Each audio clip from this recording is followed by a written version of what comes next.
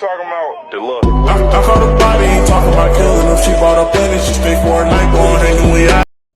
Baik, Assalamualaikum warahmatullahi wabarakatuh. Perkenalkan, nama saya Malik Latif dengan NIM B1B1233022. Di sini saya akan menjelaskan struktur dan siklus dari APBD anggaran pendapatan belanja daerah. Di sini saya akan memulai dengan pendapatan daerah. Pendapatan daerah adalah penerimaan uang yang diterima oleh pemerintah daerah dalam satu tahun anggaran yang tidak perlu dikembalikan dan diakui sebagai penambahan ekuitas daerah tersebut. Pendapatan ini digunakan untuk membiayai berbagai kegiatan pemerintahan, pembangunan, dan pelayanan publik yang ada di daerah. Semua jenis pendapatan daerah diatur dalam peraturan perundang-undangan yang berlaku agar penggunanya transparan dan sesuai dengan kebutuhan masyarakat. Di sini ada beberapa komponen dari pendapatan daerah. Yang pertama ada pendapatan asli daerah atau PAD. Merupakan sumber pendapatan yang paling penting untuk meningkatkan kemandirian daerah. Semakin besar PAD yang diterima, semakin sedikit ketergantungan daerah pada bantuan atau transfer dari pemerintah pusat. PAD bisa berasal dari pajak daerah, restribusi daerah, dan hasil pengelolaan kekayaan daerah yang dipisahkan seperti pengelolaan BUMD, Badan Usaha Milik Daerah. Selanjutnya ada pendapatan transfer. Pendapatan transfer berfungsi untuk mendukung pemerataan pembangunan dan kesejahteraan antar daerah.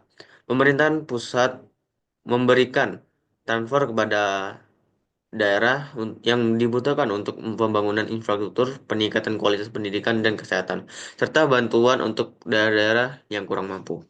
Selanjutnya ada lain-lain pendapatan daerah yang sah. Di sini pendapatan ini mencakup penerimaan yang tidak terduga dan bukan berasal dari PAD atau transfer. Ini bisa berupa hibah dari individu atau lembaga swasta dan bantuan luar negeri serta dana darurat yang digunakan untuk kondisi tertentu. Penerimaan lainnya yang sah ini dapat digunakan untuk mendukung program-program pembangunan atau kegiatan yang mendesak bagi kesejahteraan masyarakat. Selanjutnya, selain pendapatan daerah, ada belanja daerah. Belanja daerah adalah semua pengeluaran yang dilakukan melalui rekening kas umum daerah dalam rangka mendanai pelaksanaan urusan pemerintahan yang menjadi kewenangan daerah. Belanja ini mencakup kebutuhan untuk menjalankan urusan pemerintahan wajib yang bersifat mendasar dan harus diselenggarakan oleh pemerintahan daerah, serta urusan pemerintahan pilihan. Dalam belanja daerah ini ada beberapa jenis. Yang pertama ada belanja operasi, pengeluaran yang digunakan untuk kegiatan sehari-hari pemerintah dalam rangka mendukung pelayanan publik, seperti belanja pegawai, belanja barang dan jasa, belanja hibah, belanja pemeliharaan, dan belanja sosial. Selanjutnya ada belanja modal, pengeluaran yang menghasilkan aset tetap atau investasi yang memberikan manfaat dalam jangka panjang. Contohnya pembangunan dan perbaikan infrastruktur, pengadaan alat berat, kendaraan dinas atau peralatan teknologi informasi, pembelian lahan atau bangunan, serta belanja modal berfokus pada pembangunan fisik untuk mendukung fungsi pelayanan publik secara berkelanjutan. Selanjutnya ada belanja tak terduga, pengeluaran yang untuk kebutuhan yang sifatnya mendesak serta tidak direncanakan sebelumnya dan memerlukan respon cepat, seperti penanganan bencana alam, bantuan darurat akibat krisis sosial dan ekonomi, penanganan keadaan luar biasa seperti wabah dan penyakit. Lalunya ada belanja transfer, pengeluaran yang ditransfer kepada pihak lain, baik antar pemerintah maupun pihak lain yang berhak, seperti transfer ke pemerintah desa bagi hasil pajak dan restitusi kepada pemerintah desa, bantuan keuangan kepada pemerintah daerah lain atau organisasi tertentu, pengelolaan belanja daerah yang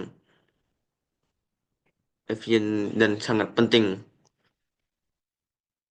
Selanjutnya, selain belanja daerah, ada juga pembiayaan daerah. Pembiayaan daerah adalah transaksi keuangan yang mencakup penerimaan dan pengeluaran yang bersifat menambah atau mengurangi pembiayaan APBD. Dengan karakteristik bahwa penerimaan harus dibayar kembali dan pengeluaran akan diterima kembali. Pembiayaan ini dapat berlaku dalam tahun anggaran yang bersangkutan maupun pada tahun-tahun berikutnya. Terus, di sini ada dua komponen utama dalam penerimaan pembiayaan daerah. Pertama, penerimaan pembiayaan merupakan sumber dana yang digunakan untuk menutupi defisit anggaran atau mendanai kebutuhan lain dalam APBD.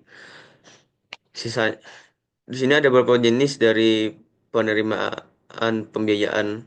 Pertama, sisa lebih perhitungan anggaran atau silpa, pencairan dana cadangan, hasil penjualan kekayaan daerah yang dipisahkan, pinjaman daerah, dan penerimaan kembali pemberian pinjaman. Selanjutnya yang kedua ada pengeluaran pembiayaan. Merupakan pengeluaran yang digunakan untuk keperluan tertentu dalam rangka pelaksanaan pembiayaan daerah.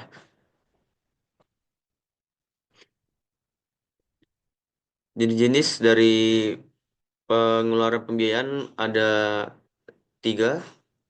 Yang pertama, pembentukan dana cadangan, penyertaan modal atau investasi, dan pembayaran pokok utang.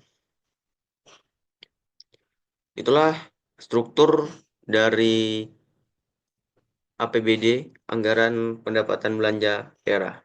Sini saya akan melanjutkan ke siklus dari APBD.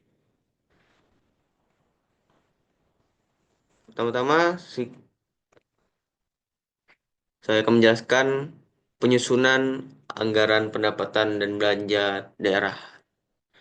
Adalah proses yang dilakukan pemerintah daerah untuk merencanakan dan mengalokasikan sumber daya keuangan dan mendukung pelaksanaan pemerintahan, pembangunan, dan pelayanan publik di daerah. Penyusunan APBD dilakukan secara sistematis dan terintegrasi sesuai peraturan perundang-undangan. Dan ada beberapa tahap utama dalam penyusunannya. Yang pertama, RKPD, Rencana Kerja Pemerintah Daerah. RKPD adalah dokumen perencanaan tahunan daerah yang berisi prioritas pembangunan, program, dan kegiatan yang akan dilaksanakan dalam satu tahun anggaran. RKPD menjadi dasar penyusunan kebijakan umum APBD dan prioritas anggaran. Penyusunannya melibatkan musyawarah perencanaan pembangunan atau musrembang di tingkat desa, kecamatan, hingga kabupaten. Selanjutnya ada KUA, Kebijakan Umum Anggaran. KUA adalah dokumen strategis yang memuat arah kebijakan pendapatan belanja dan pembiayaan daerah untuk tahun anggaran tertentu. Dokumen ini mencerminkan visi dan prioritas pembangunan yang ditetapkan dalam RKPD serta menjadi panduan penyusunan PPAS. Selanjutnya ada PPAS atau prioritas dan platform anggaran sementara. Adalah dokumen yang merinci prioritas program dan kegiatan beserta plafon anggarannya secara sementara untuk setiap organisasi perangkat daerah atau OPD. Dokumen ini menjadi acuan utama bagi setiap OPD dalam menyusun rencana kerja dan anggaran. Selanjutnya ada RKSKPD, Rencana Kerja dan Anggaran Satuan Kerja Perangkat Daerah. Adalah dokumen yang disusun oleh setiap OPD berdasarkan PPAS. Dokumen ini merinci program kegiatan, subkegiatan, dan anggaran yang dibutuhkan oleh masing-masing OPD untuk melaksanakan tugas dan fungsi mereka dalam 1 tahun anggaran. Rancangan selanjutnya ada rancangan peraturan daerah tentang APBD. Setelah penyusunan RKA selesai, dokumen tersebut dirangkum menjadi rancangan APBD yang kemudian diajukan kepada DPRD untuk dibahas dan disetujui. Rancangan APBD ini mencakup rincian pendapatan, belanja, dan pembiayaan daerah yang direncanakan. Selanjutnya ada penetapan APBD. Setelah mendapatkan persetujuan DPRD, rancangan APBD ditetapkan menjadi peraturan daerah atau Perda tentang APBD. Penetapan ini menjadi dasar pelaksanaan anggaran oleh pemerintah daerah dalam 1 tahun anggaran berjalan. Selanjutnya ada muatan kebijakan umum anggaran atau KUA menjadi berbagai aspek strategis yang menjadi dasar dalam penyusunan anggaran pendapatan dan belanja daerah atau APBD. Di sini ada beberapa komponen dari kebijakan umum anggaran. Pertama, kondisi ekonomi makro daerah merupakan gambaran umum tentang keadaan ekonomi daerah, termasuk indikator seperti pertumbuhan ekonomi, inflasi, tingkat pengangguran, dan kemiskinan. Analisis ini membantu memahami kapasitas fiskal daerah dan menentukan arah kebijakan anggaran yang relevan dan kondisi ekonomi mohon maaf.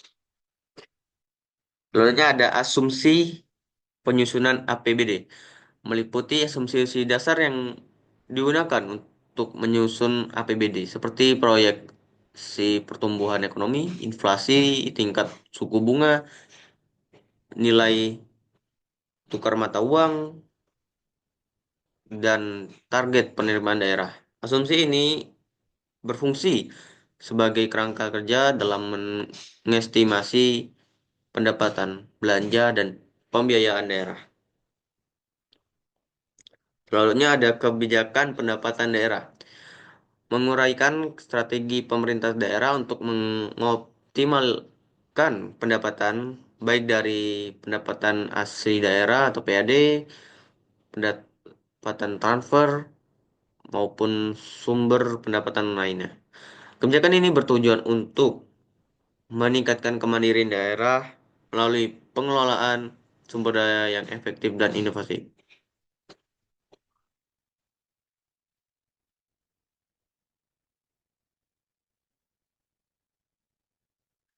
Selanjutnya ada kebijakan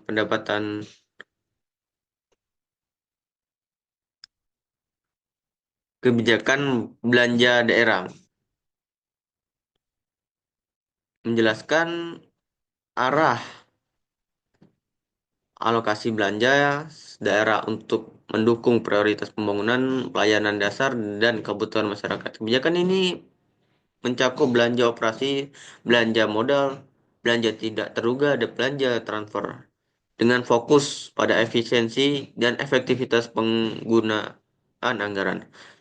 Selanjutnya ada kebijakan pembiayaan daerah. Mengatur strategi terkait penerimaan pembiayaan seperti penggunaan silva, pinjaman daerah, dan pengeluaran pembiayaan seperti pembayaran utang dan penyertaan modal. Kebijakan ini memastikan bahwa pembiayaan digunakan secara bijaksana untuk mendukung keberlanjutan keuangan daerah. Selanjutnya ada strategi pencapaian, menguraikan langkah-langkah strategis yang akan diambil pemerintah daerah untuk mencapai target pembangunan sesuai RKPD. Strategi ini mencakup prioritas program dan kegiatan penguatan sinergi antar OPD serta upaya pengoptimalan sumber daya yang ada. Selanjutnya ada RK RKA SKPD. Selain dari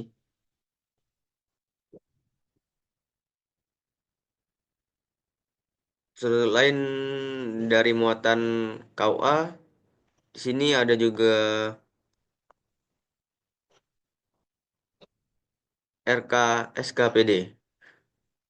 Memuat RK SKPD memuat rencana pendapatan belanja dan pembiayaan untuk tahun yang direncanakan serta perakiraan maju untuk tahun berikutnya. Dirinci sampai dengan rincian objek dan memuat informasi mengenai urusan pemerintah daerah, harga organisasi, standar harga satuan dan kinerja yang dicapai dari program dan kegiatan.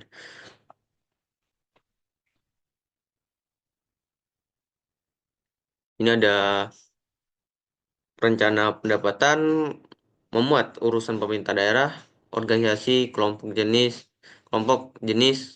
objek, dan rincian objek pendapatan daerah.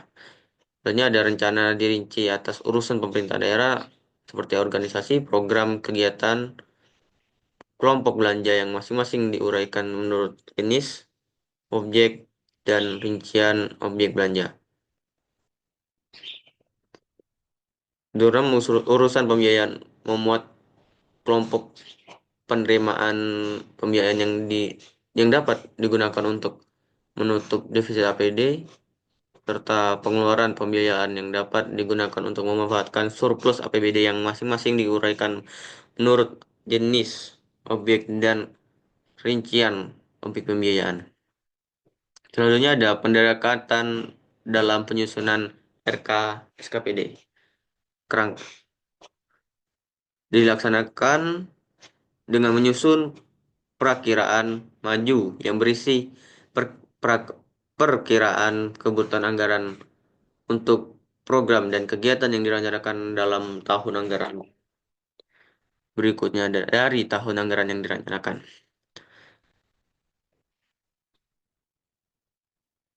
Ini ada dalam RK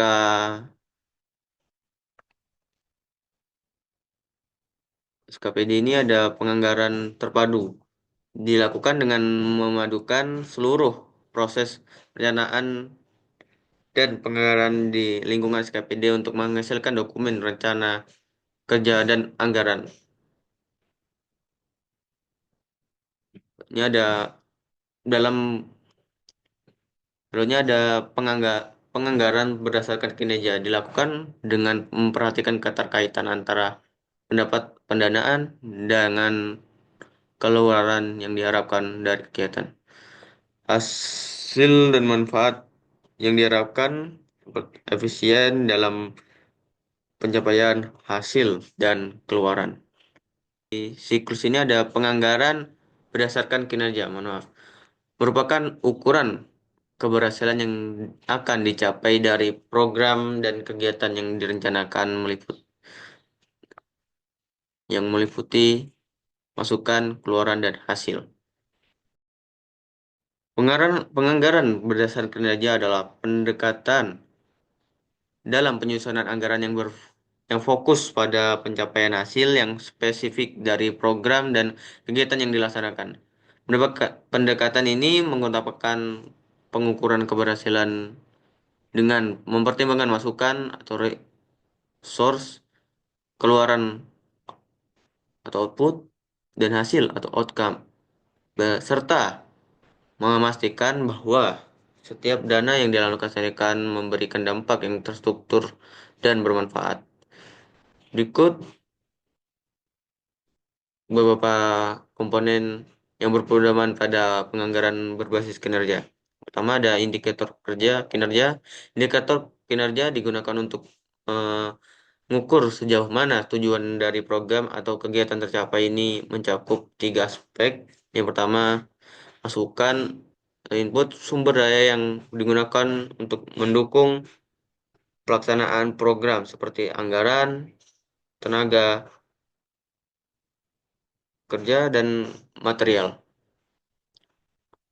Selanjutnya ada keluaran atau output, hasil dari yaitu hasil dari pelaksanaan kegiatan, misalnya jumlah rumah yang dibangun atau jumlah peserta yang dilatih. Selanjutnya ada outcome, yaitu dampak jangka panjang dan manfaat dari kegiatan tersebut seperti peningkatan kualitas hidup masyarakat atau pengurangan angka kemiskinan. Selanjutnya yang kedua ada tolak ukur. Tolak ukur adalah kriteria atau standar yang digunakan untuk menilai prestasi kerja atau pencapaian program. Hal ini mencakup pengukuran dalam hal kualitas, kuantitas, efisiensi, dan efektivitas pelaksanaan kegiatan sehingga bisa dilihat berapa baik kegiatan tersebut dikelola dan mencapai tujuan yang diinginkan. Misalnya, tolak ukur untuk program pembangunan infrastruktur bisa melibatkan waktu penyelesaian kegiatan sehingga bisa dilihat seberapa baik peran yang digunakan dan ditingkatkan kepuasan masyarakat terhadap kualitas infrastruktur. Namanya ada sasaran kinerja. Sasaran kinerja merujuk pada hasil yang diharapkan pada suatu program atau keluaran yang dihasilkan dari suatu kegiatan. Sasaran ini bersifat terukur dan terkait langsung dengan penggunaan anggaran. Artinya, setiap alokasi dana harus memiliki tujuan yang jelas dan terukur, baik dari segi kuantitas, misalnya jumlah kegiatan yang dilaksanakan, maupun kualitas jumlah atau tingkat kepuasan pengguna. Sasaran ini juga akan mengarah pada pencapaian hasil yang diinginkan, sehingga dapat dievaluasi apakah anggaran yang dikeluarkan memberi manfaat sesuai dengan harapan. Selanjutnya ada standar belanja. Standar belanja ada evaluasi terhadap kewajaran beban kerja dan biaya yang dikeluarkan untuk melaksanakan suatu kegiatan. Ini memastikan bahwa anggaran yang dialokasikan sesuai dengan kebutuhan real dan tidak terjadi pemborosan dengan mempertimbangkan biaya yang wajar untuk mencapai hasil yang diinginkan. Selanjutnya ada standar harga satuan. Standar harga satuan yang mengacu pada harga barang dan jasa yang ditetapkan berdasarkan keputusan kepala daerah dan memastikan harga satuan yang berlaku di tingkat regional. Tujuan dari standar harga satuan adalah memastikan bahwa harga yang dibayar untuk barang atau jasa sesuai dengan harga pasar yang berlaku dan dapat dipertanggungjawabkan. Pokoknya ada rencana kebutuhan BMD, barang milik daerah. Rencana ini berisi perkiraan kebutuhan barang milik daerah yang diperlukan untuk mendukung program dan kegiatan dalam anggaran. Penyusunan rencana kebutuhan BMD ini bertujuan untuk memastikan pengelolaan aset daerah yang efisien serta pengadaan yang sesuai dengan kebutuhan anggaran dan tidak berlebihan. Selanjutnya ada standar pelayanan minimal (SPM). Standar pelayanan minimal adalah tolak ukur yang digunakan untuk menentukan capaian jenis dan mutu pelayanan dasar yang diperoleh oleh setiap warga negara sesuai dengan urusan pemerintahan wajib. SPM memastikan bahwa agar anggaran yang dialokasikan untuk pelayanan dasar seperti pendidikan, kesehatan, dan infrastruktur memenuhi standar kualitas yang telah diterapkan oleh pemerintah pusat dan berhak diterima oleh setiap warga negara. Itulah struktur dan siklus dari APBD, anggaran pendapatan belanja daerah, yang dapat saya sampaikan dan dapat saya jelaskan. Saya akhiri, wabillahi taufik wal hidayah. Wassalamualaikum warahmatullahi wabarakatuh.